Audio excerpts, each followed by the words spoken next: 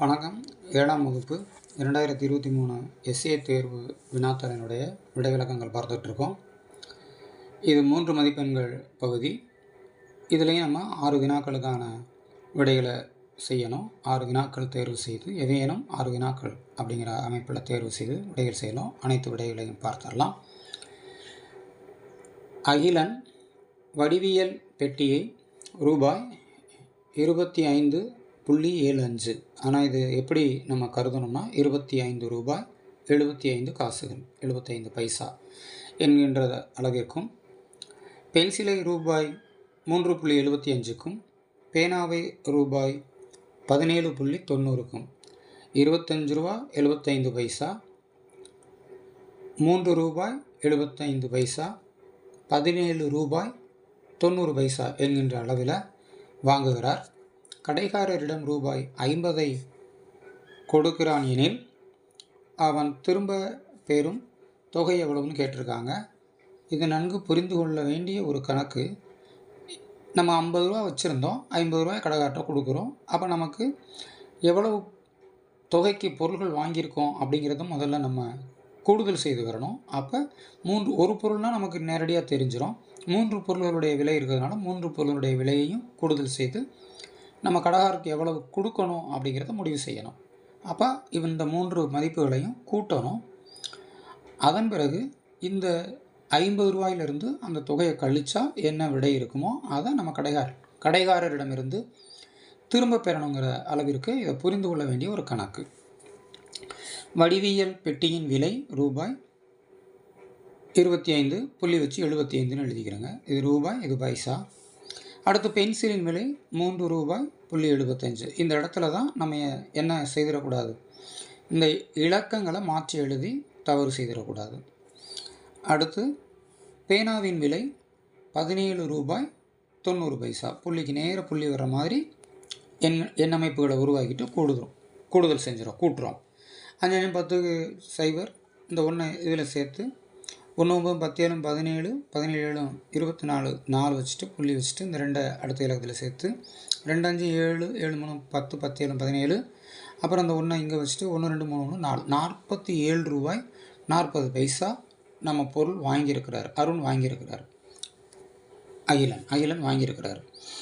அப்போ 50 ரூபா கையில் வச்சுருந்து அதை கொடுக்குறாருன்னா கடைக்காரர்கிட்டருந்து மீதி நமக்கு கிடைக்க வேண்டியது இருக்கு இல்லையா, அது எவ்வளவு, அந்த மீதி எவ்வளவுங்கிறது தான் கழித்தல். அப்போ கடைக்காரரிடம் கொடுத்த தொகை 50, அந்த 50 வச்சு 2 பூஜ்ஜியம் சேர்த்துக்கோங்க. அடுத்து ஏன் 2 பூஜ்ஜியம் சேர்த்துக்கிறோம்னா ரூபாய் இலக்கத்தில் எத்தனை இலக்கங்கள் வேணாலும் இருக்கலாம், பைசா இலக்கங்களில் 2 இலக்கங்கள் தான் இருக்கும், அது நடுவில் புள்ளி வச்சிடணும். நம்மளை பொறுத்தளவு இது ஒரு தசம எண் கணக்கு.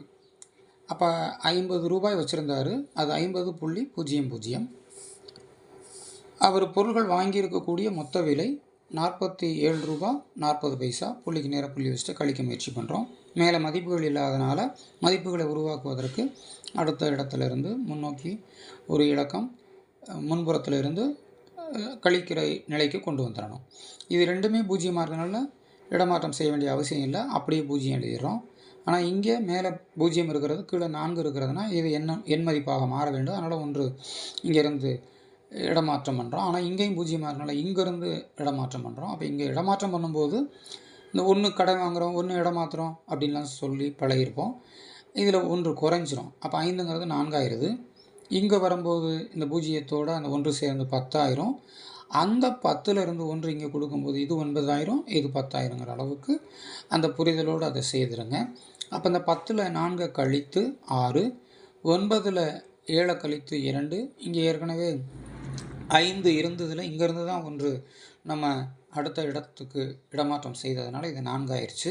அப்போ 4ல் 4 கழித்து 0, முகப்பில் 0 எழுதுவது தேவையற்ற நிலை, அதனால் மதிப்பு மாற போகிறதில்ல, அதனால் இந்த இடத்துல 0 காட்டலை.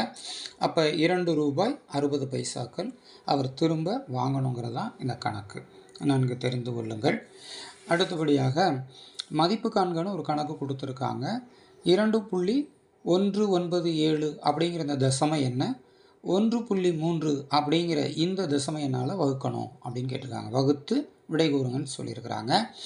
இப்போ இந்த 2.197 வகுத்தல்ங்கிறது இந்த மாதிரி கோடு எழுதி கீழே 1.3 எழுதுகிறோம்.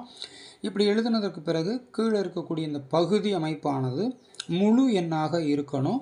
அப்படி முழு எண்ணாக அமைப்பதற்கு இந்த இடத்துல புள்ளிக்கு பிறகு ஒரு இலக்கம் இருந்ததுன்னா மேலும் கீழும் பகுதியையும் தொகுதியையும் 10ஆல் பெருக்கணும். 10ஆல் பெருக்கல் செய்யும் பொழுது அது இருக்கும் புள்ளி இருக்கும் நிலையிலிருந்து ஒரு இலக்கத்தை அப்படியே தொடர்ச்சியாக அடுத்த இடத்திற்கு மாற்றிடுங்க. அப்போ 2.197ங்கிறது என்னவா மாறிடும்னா 21.97ன்னு மாறிடும். இந்த 1.3ங்கிறது 13ஆக மாறிடும். சார் இங்கே மட்டும் புள்ளி வச்சுருக்கீங்க, புள்ளி வைக்கலை அப்படின்னு கேட்கக்கூடாது. இந்த புள்ளி இறுதிக்கு போயிடுச்சுன்னா அதை எடுத்துடலாம். அப்போ 21.97 அப்படிங்கிற இந்த எண்ணை 13ஆல் வகுத்தா இந்த விடை கிடைக்கும், இதற்கான விடை கிடைக்குங்கிறத புரிஞ்சுக்கிறோம். அப்போ அந்த 21.97 13ஆல் வகுக்க முயற்சி பண்ணுறோம். ஒரு 13 அதை கழித்து 8 எழுதுகிறோம். புள்ளி இலக்கம் வந்துட்டதுனால அந்த இடத்துல புள்ளி வச்சுட்டு அடுத்து இந்த 9 துணைக்கு இறக்கிக்கிறோம். அப்போ 89ன்னு மாறுது. 6 13 78 கழிக்கிறோம். அதில் கிடைச்ச விடை 11. இந்த 7ஐயும் இறக்கிக்கிறோம். 117ன்னு வந்திருக்கு. இப்போ 9 13 117ங்கிற அந்த பெருக்கல் வாய்ப்பாடு 13வது பெருக்கல் வாய்ப்பாடு துணை கொண்டு இந்த கணக்கை வகுத்து விடை எழுதி கொள்கிறோம். இப்போ இந்த இடத்துல வேறு ஒரு எண் வந்தால் ஒரு 0 சேர்த்து இன்னும் சில எண்ணுருக்கள் தேவைன்னா அதை நம்ம கண்டுபிடிச்சிக்கலாம். இப்போ நமக்கு மீதி 0ஆக வந்து விட்டதால் இதோட அந்த ஈவு கிடச்சிருச்சு. இதுதான் சரியான விடை. அப்போ 1.69 அப்படிங்கிறது தான் இந்த கணக்கிற்குரிய இந்த தசம எண்ணை இந்த தசம எண்ணால் வகுத்து கிடைக்கக்கூடிய விடை. எனவே 2.197 வகுத்தல் 1.3 அப்படிங்கிற அந்த கணக்கிற்கான விடை 1.69. அடுத்த கணக்கு பார்க்கலாம்.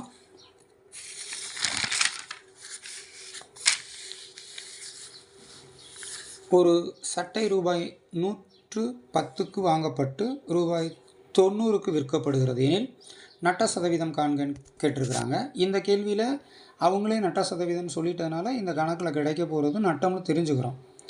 சப்போஸ் இந்த கணக்கு அப்படியே நமக்கு கூடுதல் திறன் நமக்கு இருக்கா அப்படிங்கிறத செக் பண்ணுறதுக்கு ஒரு சட்டை ரூபாய் 110க்கு வாங்கப்பட்டு ரூபாய் 110க்கு வாங்கப்பட்டு ரூபாய் 90க்கு விற்கப்படுகிறது எனில் அவருக்கு லாபம் கிடைக்குமா நட்டம் கிடைக்குமா, அவ்வாறெனில் அதனுடைய சதவீதம் காண்க அப்படின்னு கேட்கும்போது நம்ம தான் தீர்மானிக்கணும் லாபமா நட்டமானு. அப்போ லாபமா நட்டமானு தீர்மானிக்கிறதுக்கு அசல் விலை இப்போ கூடுதலாக இருக்குது, விற்கிற விலை குறைவாக இருக்குது. 110 ரூபாய்க்கு உள்ள பொருளை 90 ரூபாய்க்கு குறைச்சி விற்கிறாருன்னா அப்போ அந்த கடைக்காரருக்கு அவருக்கு என்ன தான் ஏற்படும், நட்டம் ஏற்படும். விற்கும்போது கூடுதலாக விற்றாதான் லாபம். அந்த உண்மையான விலையிலிருந்து குறைத்து விற்கிறோம்னா நட்டம் ஏற்படுங்கிறத புரிந்து கொண்டு நட்ட சதவீதம் கண்டுபிடிக்க போகிறோங்கிறத முடிவு எடுத்துக்கிறோங்க.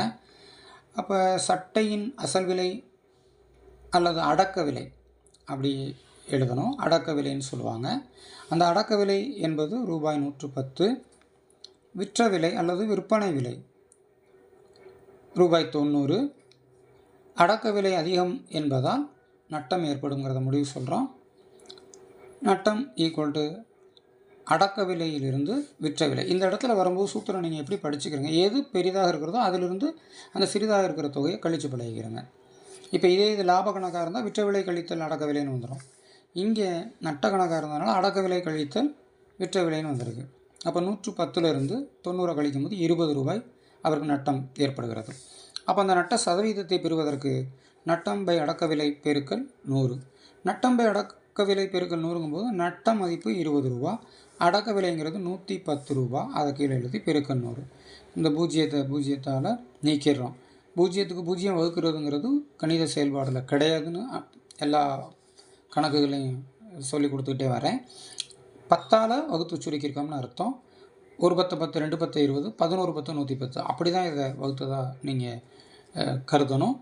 ஒரு எளிமைக்காக இந்த கடைசியில் இருக்கிற பூஜ்ஜியங்களை நீக்கிக்கிறீங்கன்னு சொல்லிடுவோம் கணிதத்தினுடைய விரைவுத்திறனுக்காக. அப்போ 2ஐயும் 100ஐயும் பெருக்க வேண்டியதுக்கு மேலே 200 கீழே 11 இருக்குது. இப்போ இந்த 200/11 சதவீதம் தான். ஆனால் இது ஒரு தகா பின்னமாக அமைப்பில் இருக்குது. தொகுதி பெரிதாக இருக்கும்போது அந்த பின்னத்தை தகா பின்னம் அப்படின்னு சொல்லுவோம். அப்போ அந்த தகா பின்னத்தை அடுத்தபடியாக கலப்பு பின்னமாக மாற்றலாம்ங்கிற முறையில் இந்த மாதிரியாக வகுக்கணும். அப்போ 200 20 மட்டும் எடுத்துக்கிட்டு 1 11 11 கழிக்கிறோம் 9 0 8 11 88 மீதம் 2 இருக்குது. இந்த மீதியாக வந்த அமைப்பு மேலே இருக்கணும், வகுக்கக்கூடிய எண் கீழே இருக்கணும், ஈவு வந்து முன்னாடி இருக்கணுங்கிறதுனால 18 2/11% அந்த விடையை முடியும்.